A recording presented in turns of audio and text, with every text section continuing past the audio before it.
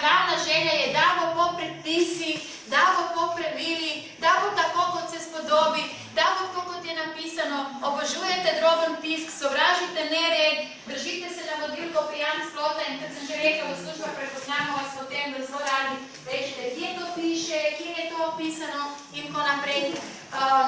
Lotite se vseh, dokončate vse stvari, katerih se lotite, če se lotite.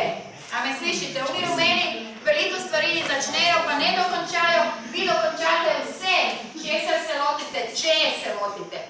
Zakaj se težko lotite? Ker ste usmerjeni v to popolnost, ker ste usmerjeni v to natančnost, v ta perfekcionizem.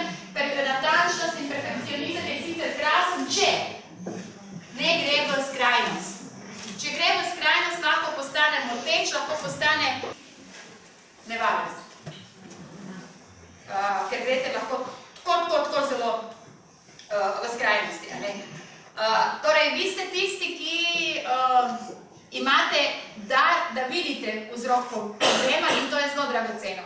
Istočasno pa je pri vas problem, da se ne znate makniti do tega vzroka, da ga potem v tisto črno piko se usmerite in potem premlevate po njej, hodite po njej, še bolj kopate, a prva stvar, ko pademo v luknjo, je ta, da nehamo kopati, ne pa da še bolj kopamo, da se še bolj zakopljamo. Torej, imate izjemen dar, da vidite vzrok problema, hkrati pa se prepogosto ne znate premakniti od tega, da bi se usmerili v iskanje rešitve. Istočasno ne morete poveličevati problem in iskati rešitve. In zato potrebujemo drug drugega. Zato je Bog dal, ne vem, zakonca sodelavca, ki je drugačen od vas in ki bo rekel, ok, res si padel v luknjo, res v luknji, ok, greva zdaj skočiti ven, greva zdaj splezati ven, dajmo pogledati, kako bomo ven prišli. Na melanholiki ste po naravi pesimisti, ne pričakujete nič na srebrnem pladnju, razen da bo srebro potemnelo. Najprej vidite tisto, kar je negativno, potem pozitivno, recimo, vozite se z nami sangviniki, mi obožujemo naravo, gledamo, joj, kakšne čudovite rožice so tukaj ob cesti zrasle in vi boste rekli, ja, ti si plevel, pa zraven ne vidiš, a ne. Dragi melanholiki, vi imate tako globino, tako kreativni ste, tako ste umetniški. Jaz za vas rečem, da bolj ko je zahtevna stvar, bolj ko je težka stvar, bolj vi v njej uživate.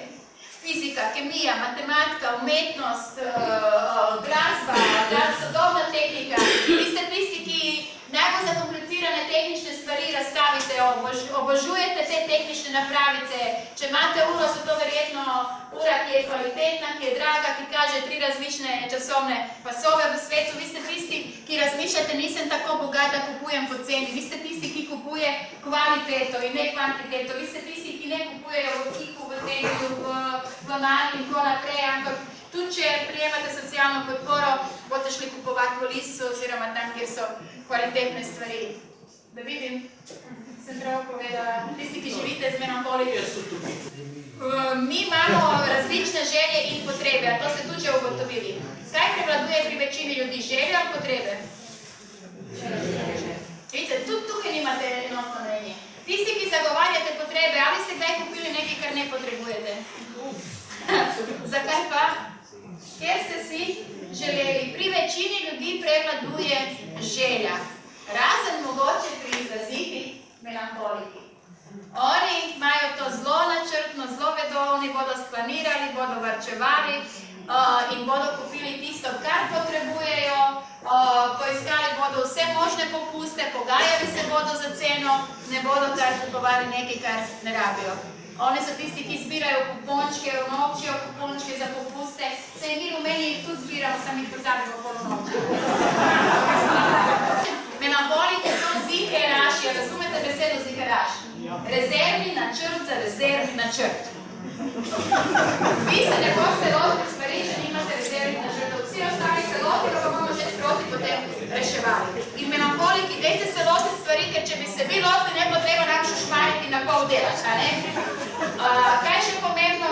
Torej, vi ste tisti, ki ste odlični ste v varčevanju, ste po naravi ste varčni in poročeni ste z nami, ki radi zapravljamo denar. Sangviniki slaba lastnost je ne znajo s financem, kupijo vse, kar se sveti, ker imajo znajo njihovi prijatelji in ne znajo s financami. Zato, če živite s sangvinikom, prevzemite finance, če ste oba dva sangvinika, najemite zunanjega svetovalca. Zelo resno mislim. Odlični ste, melanholiki ste odlični, ko je potrebno kakšne usmeriti se v podrobnosti, ko je potrebne kakšne organizacije, organizirati stvari, ko je treba kakšne globoke stvari, ko je treba kakšne premišljene stvari. Se pravi, ste ljudje, ki imate izjemno veliko talentov. Vendar, odlično funkcionirate, ko okoli vas ni veliko ljudi, rajši ste v prostoru enkrat ena brez okna, z enim rumenim sangvinikom. Kako jih prepoznate v službi? Mogoče zelo dolgo delate z njimi, pa še vedno ne veste, kje živijo, koliko otrok imajo, kaj imajo radi in potem to za nas ostale, ki nismo melanholiki, izpade, da so ošabni, da so vzvišeni, da so nedrušabni, skrivnostni, ja. Ampak pogledajte, zelo pomembno je, da si zapomnimo. Melanholik hodi v službo zato, da dela. Njegov moto je služba, družba je družba. On nima potrebe razgajati svojo intimo. In zdaj me poslušajte vsi, ki niste melanholiki. Za melanholike je intimno vprašanje, kje živiš.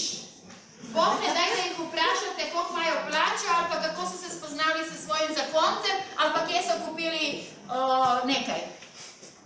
To so vse za njih intimna vprašanja. Jaz imam kolegico, ki je šla na izlet z avtobusom in potem pride vsa šokirana, ko so ljudje nekulturni, spraševali so jo, kje živi, od kje prihaja.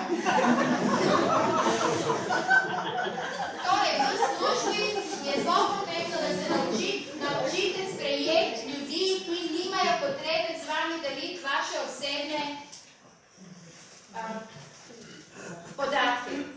In zdaj me pa vsi poslušajte, to ni mobbing. Če kdo ne želi z vami deliti svojih osebnih podatkov, to ni mobbing. Oseba, ki je vaš sodelavec, je dolžna vam povedati stvari samo, ki se tičejo dela. In še to, kar vam mora povedati. Ne rabi vam povedati, kar ji ni treba. A veste, in to ljudje potem izhajajo iz sebe, obrnejo proti vam. Ja, ti me ignoriraš, ti se z mano nočeš pogovarjati. Veste, in zdaj, če bi se mi naučili sprejeti to drugačnost, če bi delali drugo v drugem, če bi bili iskreni drug do drugega, bi vi meni povedali, ne me spraševati, zame so to neudobna vprašanja, ne želim ti o tem odgovoriti, ne želim se o tem pogovarjati in če bi jaz imela to zavedanje, ok, smo drugačni, nimaš te potrebe, ok, se bom šla pogovarjati s Tino. Ko bo pauza, bom šla Tini na čvek na klepet. Melanholiki, povejte nam, kaj mislite, vi ne samo brati vaše misli.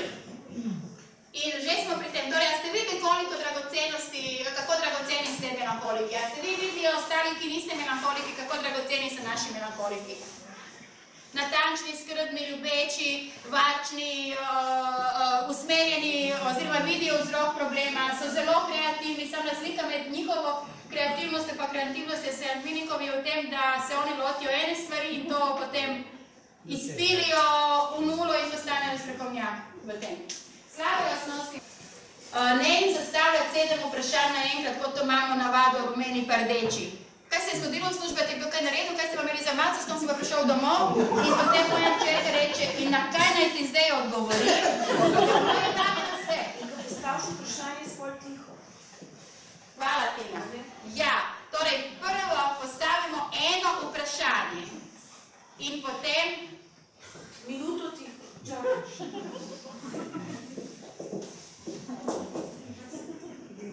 Ste vsi videli? To, ko je Tina rekla, smo tiho in čakamo in potem je gospa rekla, to rojevanje odgovora. Zakaj rojevajo odgovor? Ker po njih mora biti vse smiselno, vse mora imeti začetek in konec glavo in red, ne more kar neki deken, zelo obsojajo ljudi, ki kar rečejo, pa potem rečejo, nisem resno mislila, s takimi so poročeni, a ne? Torej, pri njih mora biti vse, mora imeti nek smisel. In dragi moji, če čakamo, a bomo dočakali. Če čakamo, bomo odgovor dočakali. Sam se moramo vprašati, da mi je bolj pomembno, da imam prav, a mi je bolj pomemben naš odnos. Tako da je zelo pomembno, da jaz sem se mogla naučiti, da če želim, da se hčerko pogovorim o določenih stvareh, sem se mogla naučiti, da je tiš čas, ki njej ustreza. Da če jaz spet izhajam iz sebe, jaz bi dajmo hitro preč, takoj imamo 5 minut časa, dajmo. Pa potem ena prijateljica naučila, lej, ne drezaj v njo, ker bolj ko mi v melanholike drezamo, bolj se oni zapirajo. Torej nekako moramo prepoznati tisti pravi trenutek, kdaj je tisti pravi trenutek. In to rabimo vsi modrost. Ponavljam spet, v pravim času, na pravi način, na pravem mestu, s pravim tonom glasu, v ljubezni in spoštovanju. In resnično, sangviniki, ker vi takrat igrate, naučite se igrati tišino. Mogoče najbolj, kar lahko naredite za vaše melanholike, da se usedete zraven njih in uživate v tišini. Kaj je še pomembno za melanholike? Slabe lastnosti govorimo, trmasti ste, negativno trmasti, zamerljivi ste, zamerite in težko potem odpustite, ker to kanalizirate, to secirate, da tistim ljudem, ki so z vami. Tako da resnično molim Božjo milost za vas, da postanete bolj odpuščajoči, bolj tolerantni do vseh nas ostalih, ker če ni popolna. Torej, povejte, kaj mislite, to je zelo pomembno. Ste pa dragoceni in vas potrebujemo. Si predstavljate, da bi, ne vem, v tisti Sixtinski kapeli, kakšen sangvinik risal, bi prišel gor na lojtro, pa bi ugotovil, da je pozadbo kartice z barvo. Ure in ure biti pod stropom. Ni vsak za vse. Si predstavljate, recimo, da bi zgodovino, vsak osebno sledi, kako bi pisali zgodovino. Če bi sangvinik, bi to bilo wow! Nadodano, okrašeno, z neresnico. Sicer zabavno. Če bi pisal kolegi, pri njem mora biti vse kratko, jasno, jedrnato, bistvo bistva, bitka je bila tam, pa tam zmagali so tisti, pa tisti pika. Če bi pisal flegmatik, mogoče se še danes ne bilo tu. Melanholiki so tisti, ki pišejo zgodovino vse podrobnosti tako, kot je bilo. Brez olepšavanja, brez dodajanja. A veste, kako zelo pomembno je, da smo drugačni, da je vsak za nekaj, ni pa vsak za vse. In če ste tukaj podjetniki, je to zelo pomembno, ali pa vodje, da to prepoznate, dajte zaposlovati ljudi na podlagi sposobnosti, ne na podlagi poznanstev ali papirja.